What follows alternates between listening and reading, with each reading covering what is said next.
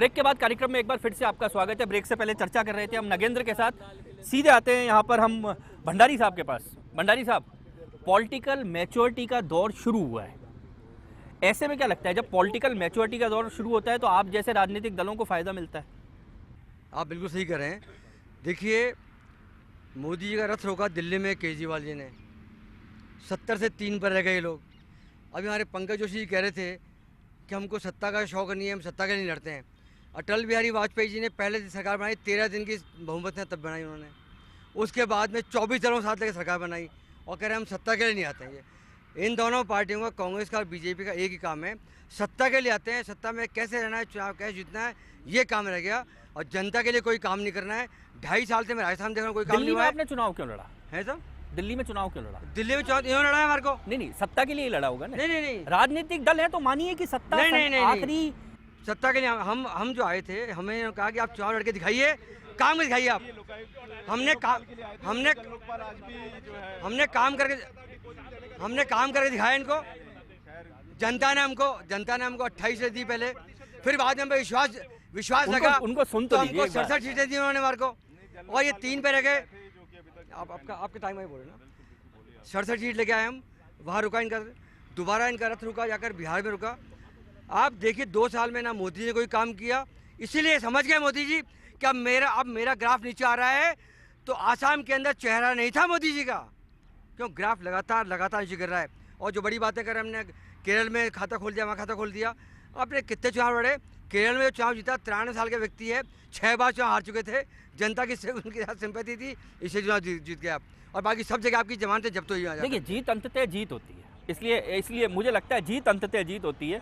एक बार चौधरी साहब आपके पास वापस इसलिए आ रहा हूँ क्योंकि मुझे लगता है कि स्वीकार नहीं कर रहे हैं अभी तक। कांग्रेस इस स्वीकार की स्थिति में नहीं आई कि नहीं, आप विश्लेषण 5 राज्यों पे कर रहे हैं या भारत पे कर रहे हैं, पहले तो ये बताएं। मैं इन 5 राज्यों की हार के बाद कांग्रेस 5 राज्यों पे विश्लेषण कर रहे हैं या भारत पे? पूरे ओवरऑल कांग्रेस की जो स्थिति हो गई है इन 5 राज्यों के बाद में। अच्छा, अब मैं ये कह रहा हूं कि मैं आपको भाजपा का थोड़ा सा इतिहास बताता हूं। आरएसएस भारतीय जनता पार्टी बनने से पहले जनता पार्टी थी, और जनता पार्टी के अंदर अटल जी, अडवाणी जी, वो सारे राजनेता सब थे। उससे पहले जनसंघ था, उनका इन्होंने फीता काटा। इन्होंने फीता काटा उसका। उसके बाद में भाजपा का जन्म हुआ। ये 30 वर्ष का बालक 130 वर्ष वाले डोकरे से बहस कर रहे हैं। जो पार्टी सत्ता में, अब आप मान चुके बुड्ढे हो गई है कांग्रेस। जो पार्टी सत्ता में आएगी उस पार्टी को जवाब देना पड़ेगा। पहले तो भाजपा ये निश्चित कर ले कि आज केंद्र में सत्ता में है। कौन नहीं स्वीकार रहा? पूरा भारत स्वीकार रहा है, कांग्रेस भी स्वीकार रही है कि भाजपा केंद्र में सत्ता में है, राजस्थान में भाजपा सत्ता में है। हमने किसी चीज का मूल्यांकन नहीं किया, इसलिए हम चुनाव हारे, ये हम स्वीकार रहे हैं। हाँ, मूल्यांकन नहीं किया। एक बयान आज ही दिग्विजय सिंह जी का आया है कि मैंने 26/5/2015 को एक रिपोर्ट दी, उस पर आज तक चर्चा नहीं हुई। हमने हमारी हार का मूल्यांकन नहीं किया, हम चुनाव हारे, ये स्वीकार करते हैं। देश की जनता ने हमें हराया, हम स्वीकार करते हैं। लेकिन ये किस अहंकार में कूद रहे हैं, ये समझ में नहीं आ रहा। नहीं, ये तो एक व्यक्ति को लेकर, चलिए मान लीजिए एक व्यक्ति का नाम पर ये चुनाव जीत रहे हैं। इस व्यक्ति के जुमले ने इनको केंद्र में स्थापित कर दिया। बिहार में चेहरा लगाया था ना, ये क्या एक परिवार का केंद्रित कांग्रेस ने उसको सत्ता से बाहर नहीं कर दिया? नहीं, कांग्रेस का परिवार में रही नहीं। कांग्रेस परिवार में नहीं, कांग्रेस हमेशा कांग्रेस में प्रजातंत्र रहा है। व्यक्तिवाद है तो भाजपा में। परिवार का कहां बात है? कांग्रेस हमेशा पूरा कांग्रेस हमेशा कांग्रेस में प्रजातंत्र रहा है। प्रजा की राय जान के ही, और हमेशा कांग्रेस ने निर्णय किया है। कांग्रेस का इतिहास पूरा पता है मुझे। तो इसलिए आसाम में हमारी हार हम स्वीकार करते हैं, केरल की हार हम स्वीकार करते हैं, और अगर बीजेपी का यही सत्ता का मद मस्त चलता रहा जो हमारे में हुआ था, उससे बुरा असर हुआ। नहीं, मैं मेरा ये जो उससे एक- बुरा असर होगा। चौधरी और जी सुनो, 2014 में सत्ता में आ गए केंद्र। हाँ, ठीक है, 2014 से आज 2016 हाँ, जितने चुनाव हुए कांग्रेस का प्रदर्शन कोई अच्छा नहीं रहा। होगा भी नहीं, अभी तो इनको देख रहे हैं। अच्छा, होगा अपना भी नहीं। प्रदर्शन नहीं सुधारना अभी। इनको देख रहे हैं, हमारे को नहीं देख रहे। हमारे को अगर जनता देखती नहीं तो हमारा प्रदर्शन 268 नहीं आते ना। अब 268 दिया ना विधायक, वो नहीं देते, इनको देते ना। तो इनका भी प्रदर्शन देख रहे हैं, हमारा भी प्रदर्शन देख रहे हैं। और आने वाला जो 2019 में चुनाव हो रहा है, इसमें सत्ता में ये होंगे हम होंगे, ये देश की जनता फैसला कर देगी। चलिए, देश की जनता फैसला करेगी। मुकेश जी आपके पास आ रहा हूँ एक बार आपके पास आ रहा हूँ। कांग्रेस, मुकेश जी हो रहे, कांग्रेस तो अभी मतलब उन्होंने तो पूरे आंकड़े इन्होंने बता दिए हैं और ये कह रहे हैं कि ये खुद मान भी रहे हैं कि 2014 के बाद कांग्रेस में बहुत कुछ हो रहा है और कांग्रेस नहीं आ पा रही, ये एक कारण मान रहे हैं। लेकिन 2014 के बाद केंद्र का चुनाव जीतने के बाद आप भी ये मानिए कि जनता राष्ट्रीय दल के रूप में आपको केंद्र में बिठा दिया, लेकिन जब प्रदेशों की बात होती है जो जनता नकारती है आपको। नहीं, निश्चित रूप उनका से विश्वास आज भी उन दलों में है जो उनके प्रदेश के दल हैं। निश्चित रूप से क्षेत्रीय दलों का जो आंकलन है किसी न किसी स्तर पे, उस पर पार्टी विचार भी कर रही है। लेकिन मेरा ये मानना है कि खुद सुरेश जी ने इस बात को स्वीकार किया कि भी हम 30 साल के हैं और जो यंगर होता है उसमें एक प्रकार से यूथ जो वो चेंज की भावनाएं रखता है और 65% से ऊपर की आबादी देश की युवा है। और ये तो इन्होंने खुद स्वीकार किया हम तो 130 साल के हो गए।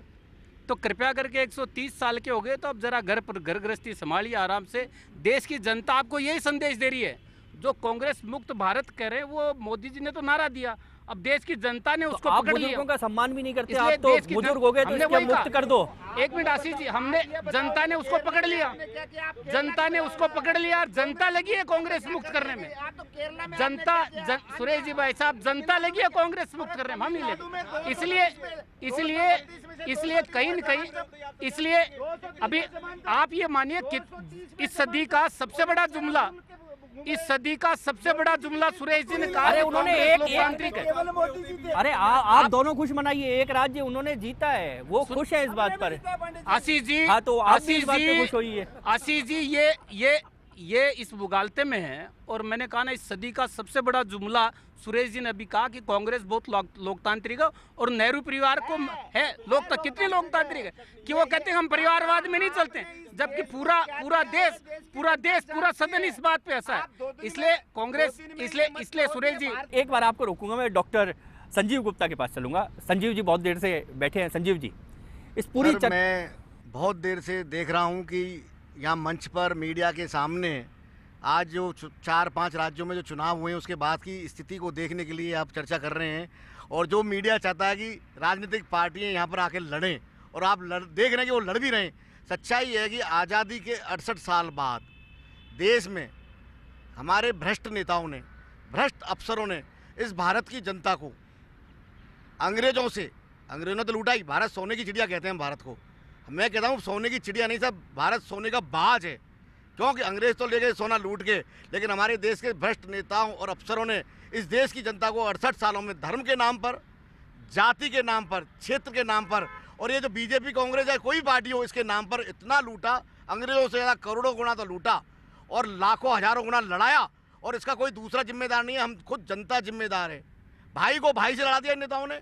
आज तक कोई पार्टी समाज को समाज सर सुधार की जरूरत है।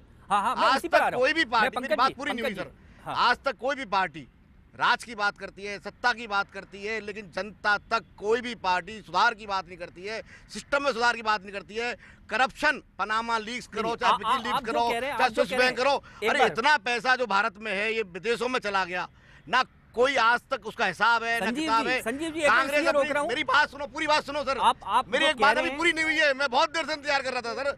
मेरा निवेदन यहाँ केवल इतना ही है कि मैं कांग्रेस बीजेपी कोई सी भी पार्टी हो, राज करें, राज करने के लिए ही आए हैं दोनों पार्टियां। इस बार आप ले लो, अगली बार हम ले लेंगे। 5 साल तक इनके पास इतना पैसा है, इसको जनता की चिंता करने की, संघर्ष करने की दोनों ही पार्टी। संजीव जी रोकूंगा एक बार।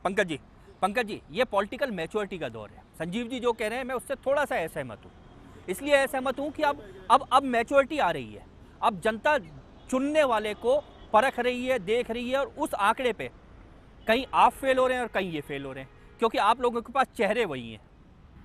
नहीं देखिए आशीष जी, चेहरे वाली बात जो है, चेहरे बिल्कुल देखिए, नेतृत्व का चेहरा ही हमेशा चेहरा होता है। आप कहीं देख लीजिए, मैं कह रहा हूँ अभी से नहीं, जिस शासन से हम लड़ते आ रहे हैं, चंद्रगुप्त मौर्य साहब देखेंगे तो चेहरा जो लड़ा जाता है उसी पे लगातार होता है। मैं उस चेहरे की बात नहीं कर रहा हूँ, मैं बात कर रहा हूँ कि आपकी विधानसभा से अगर कोई 5 बार चुन के आ रहा है, उसकी जगह अगर पंकज जी नया चेहरा हो तो लोग पंकज जी को पसंद कर रहे हैं।